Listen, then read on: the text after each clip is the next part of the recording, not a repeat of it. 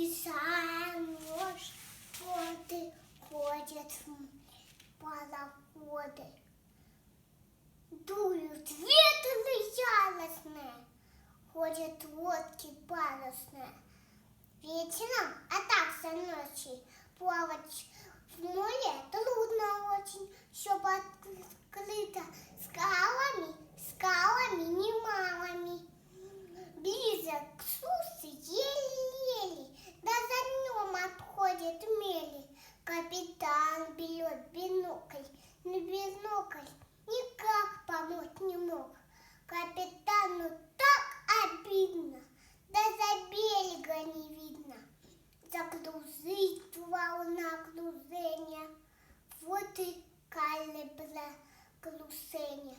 Вдруг обрадовался моряк, зажигается маяк.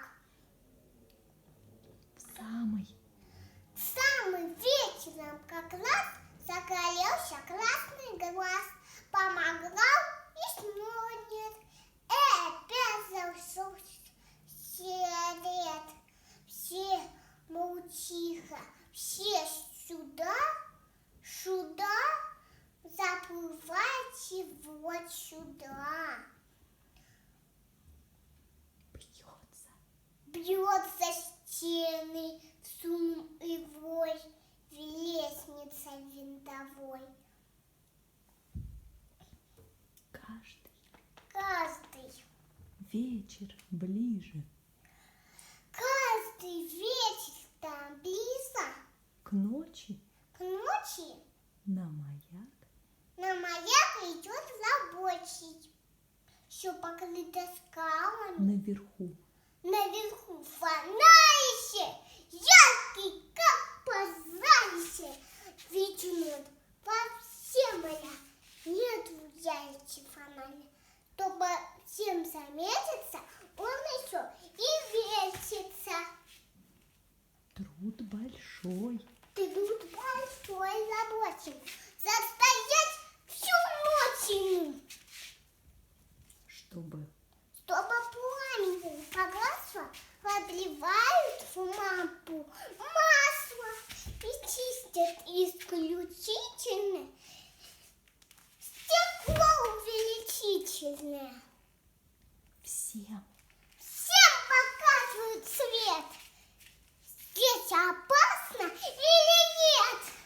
Пароходы, корабли запыхтели, закривили. Волны, как теперь нюхать? Тем, кто плавал в тихой бухте, нет, не волн, не гром, дети дома, детям сухо, шухо, дети дома. Кричит книжечка моя: дети, будьте как маяк. Тем,